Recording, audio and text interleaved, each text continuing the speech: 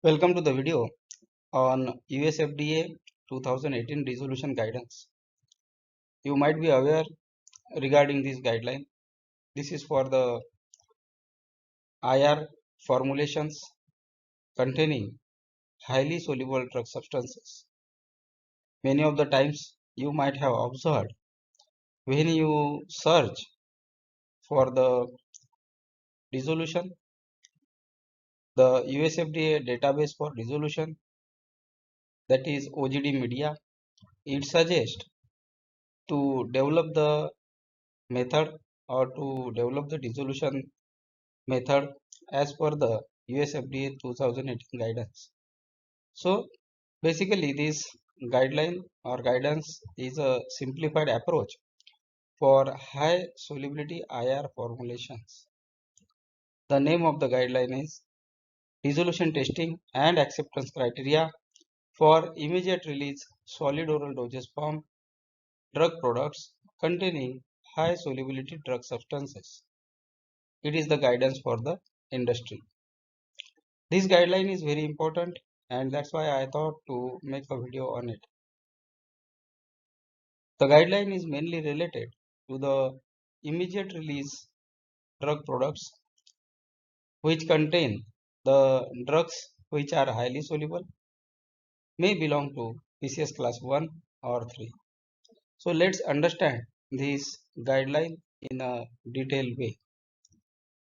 At the end of this video, I will show you the simplified image which I have taken here. USFDA dissolution guidance, simplified approach for the dissolution procedure, dissolution parameter for the immediate release type of drug products containing highly soluble drug substances. Before that, we will need to understand some basic points. So, this guideline provides regulatory clarity for dissolution testing and it will lead to faster development with scientific justification. Because many of the times, whenever we develop the dissolution method, we may think that whether I have selected the proper media, proper apparatus, or pH of the media or volume of the media, will there any vary whether the method is discriminatory or not. So USFDA has given this guideline, this guidance for the direct use. This guidance is provided by the USFDA and it was published in August 2018. This guidance is applicable for the new formulations, NDAs, ANDAs and INDs. So it provides the guidance points, provides recommendations. The main focus of this guidance is for the highly soluble drug substances formulated into IR type of formulations or high solubility immediate release IR products. The purpose of this guidance is to define when standard dissolution methods can be used. So some standards are given, you can directly use it and you will not need any further justification if you comply those standard conditions. This will avoid the unnecessary method development. You don't need to develop the method if your formulation falls into the category of IR formulation containing high solubility drug substance, and if you comply with these guideline points, then you directly use the standard conditions. So it can simplify the method development, it will avoid unnecessary development and simplify acceptance criteria for the formulations. Also enable consistent regulatory evaluation across the applications. So scientific background. The drug absorption depends on the drug release from the dosage form, dissolution, solubilization and the GI membrane permeation. High solubility drugs have low risk for dissolution related variability. Dissolution plays a supportive role in bioequivalence and bioavailability. Key concept for eligible products: use the standard dissolution method. No need to prove the discriminatory power. Many of the times we have to show the discriminatory power of the dissolution method. Many of the times we do the meaningful changes to different parameters, but still we don't get the discrimination or we don't get the differences because the formulations are immediate release in nature, drugs are highly soluble, and if we use the standard dissolution conditions, there are chances that we don't get the discriminatory dissolution. So as per this guideline, if you use the standard dissolution method and you apply the standard acceptance criteria, there is no need to prove the discriminatory power of the dissolution method. And that's why it has a benefit that it will lead to faster development, reduce complexity, and regulatory ease. Then eligibility criteria. Which products can apply this guideline? Products must meet all the conditions like immediate release, oral, solid dosage form. The drug should be highly soluble. It should not be a narrow therapeutic drug. The Tmax of the product should not be critical for the performance or in vivo action. It should have consistent manufacturing history and should have appropriate excipients. So these are the eligibility criteria. For example, if you are making a tablet or capsule containing the BCS class 1 or 3 API, the excipients we have used, these are very much used, generally used. These are not new or novel.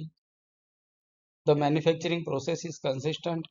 Tmax is not critical for the API or for the formulation to have the action, or Tmax is not critical for the safety and efficacy, and the drug is not a narrow therapeutic drug. Then you can apply the criteria given in this guidance. Dosage form like solid oral IR products, tablets, capsules, which are required to be swallowed. These are not like sublingual or buccal. Then not applicable to sublingual products, ODTs, unless no buccal absorption. May apply to chewable tablets if tested intact. So if you are using the intact tablets for testing, considering the chewable tablets, then you can apply it. What is the high solubility criteria? Highest strength soluble in less than or equal to 250 ml of the media across pH 1 to 6.8 at 37 degrees Celsius and must remain chemically stable during testing. That means API degradation should not be there. Then which are the exclusions? Narrow therapeutic drugs, products with critical Tmax like rapid onset drugs.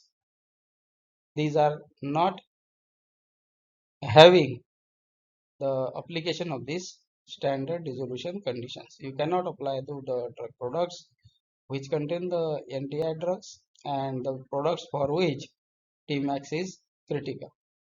Reason is that higher clinical risk and require more sensitive evaluation. Additional eligibility factors: manufacturing history, consistent quality and stability. Excipients should not impact absorption.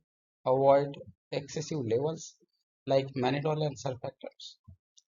If you are using surfactants, it will be a different case. Because if you say that the drug product is immediate release and drug substance is highly soluble, then there should not be any use or there should not be any requirement of the surfactant. So excipient related criteria is given. Standard dissolution conditions for basket apparatus, USP apparatus 1, it will be 100 rpm, 500 ml, 0.1 normal SCL, no surfactant, temperature will be 37 degrees Celsius plus minus 0.5 degrees Celsius. It is the standard dissolution condition. You can directly use it. For example, if you are making a capsule containing the BCS class 1 or 3 drug, you have made the fill content by direct dry mixing, and you are filling the capsule. The capsule contain BCS class 3 drug or 1 drug. You directly use the USP apparatus 100 rpm 500 ml of the 0.1 normal HCl as a media, no surfactant, and you can do the dissolution. Then if you need to use USP apparatus 2 paddle apparatus, then the agitation speed will be 50 rpm or 75 rpm with justification. But generally, as per my experience, 50 rpm is sufficient for the IR formulations. If you observe repeated coning or sticking of the tablet to the vessel wall, then you can increase up to 60 rpm, or then you should go for 75 rpm, but it will need justification. The volume will be 500 ml, media will be 0.1 normal HCl, and no surfactant use, temperature 37 degrees Celsius. Why 0.1 normal HCl is the media? Because the product is IR, the API is highly soluble, and if your disintegration time is within 15 minutes, let's consider, or 30 minutes, then there is no need to go ahead for other medias like 4.5 or 6.8. But still, you can use it, you need to justify. Then the justification for 0.1 normal HCl use as a media is that 0.1 normal HCl mimics the gastric condition, 500 ml ensure the sink condition. Here, if API is highly soluble, there is no problem for the sink condition, because 500 ml is sufficient to give you the required sink conditions. Then standard RPM ensures the adequate mixing, alternate media allowed with the justification. Acceptance criteria: Q point 80% in 30 minutes based on the high solubility, rapid dissolution expectation, and alternate criteria require justification. So this type of formulation generally release the entire content within 15 minutes or 20 minutes or 30 minutes. So Q80 you can give in 30 minutes. Also, you need to correlate the Q point with the bio batch or bioequivalence batch or clinical study batch. So this is for your understanding. Regulatory advantage: there is no need for discriminatory method development. Simplified CMC documentation will be there. Regulatory will review it immediately and easily, and this guideline harmonizes the expectations. Post approval considerations: so follow SUPAC guidelines, evaluate the impact of changes on dissolution, ensure the continued compliance with the criteria. So this guidance provides you complete understanding and requirement or regulatory requirement onto the dissolution conditions. They have given the standard conditions, they have given the criteria, so you can directly use it. USFDA has provided this guidance, and USFDA enables science-based simplified approach for the dissolution testing. It is ideal for the high solubility IR formulations, and it reduces the development time for the method. It can reduce the cost and regulatory burden. Now, once again, I will walk you through the requirements. This guideline was published in 2018, USFDA 2018 Resolution Guidance. It provides regulatory clarity for resolution testing, will lead to faster development with scientific justification, and it provides the simplified acceptance criteria for specification setting. It is applicable for the NDAs, ANDAs, and INDs. These are the recommendations, and main focus is on the high solubility immediate release type of formulations, whether they are tablets or capsules.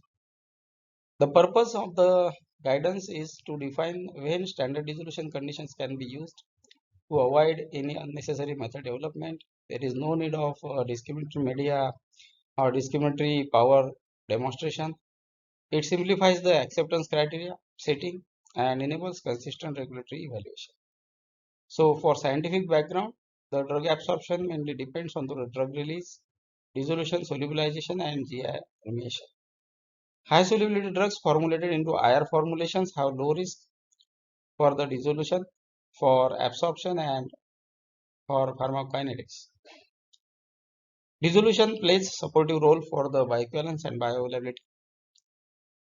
The key concept is for eligible products, use the standard dissolution condition and no need to prove the discriminatory power. Benefits of this guidance: faster development will be there, it will reduce the complexity, reduce the time and cost, and regulatory evaluation will be easy. Now, eligibility criteria. Product must meet all the conditions. So if any condition is not meeting, then this guideline directly cannot be used. The product should be immediate release type of formulation.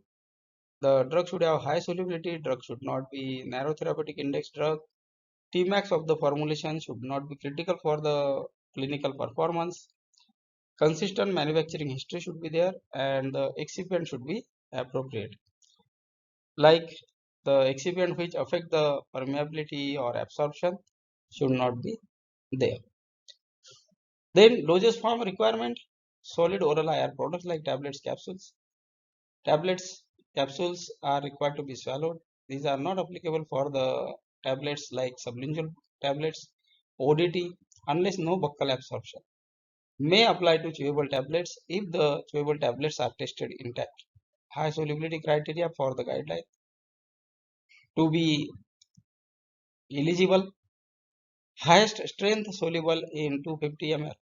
For example, if you are making a product with multiple strengths, so highest strength should be soluble in less than 250 ml or in 250 ml of the media across the pH of 1.1 to 6.8. Temperature 37 degrees Celsius, and the drug should remain chemically stable during testing. Exclusions: so the drugs which are under the category of narrow therapeutic index drugs, these are not eligible. Products with critical Tmax like rapid onset drugs are not eligible.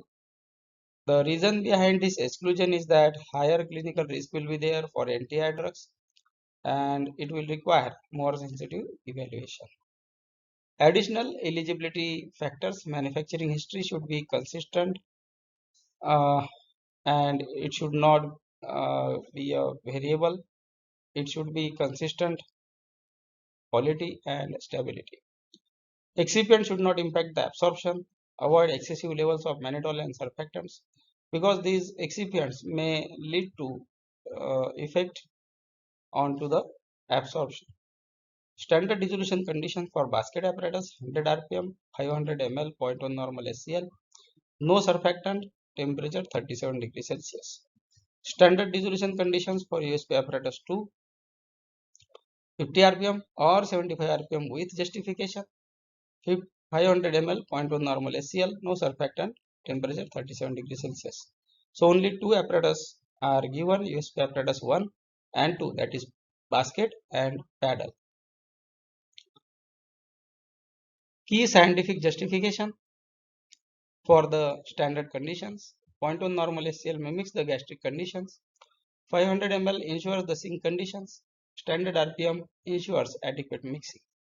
Alternate media can be used if justification is provided. Now, acceptance criteria: Q is equal to 80% in 30 minutes. So it will be 85% in 30 minutes. If you apply for the S1 stage condition for dissolution criteria. This acceptance criteria is based on high solubility, rapid dissolution expectation. Alternate criteria require justification. As I understand from my experience, you can give the Q point like 15 minutes with Q value of 80%, but you cannot go beyond 30 minutes. Regulatory advantages. No need for discriminatory method development, because if you use the standard conditions, it is justified. So it will simplify the CMC documentation and justification. Faster regulatory review will be there, and harmonization of the expectation related to dissolution will be there. Post-approval considerations. If you have any post-approval changes, you need to follow the SUPAC IR guidance, evaluate the impact of changes on dissolution, and ensure continued compliance with the criteria as per this guidance. So mainly this guidance is for the IR formulations which contain the highly soluble drug substances belonging to, let's consider BCS class 1 or 3.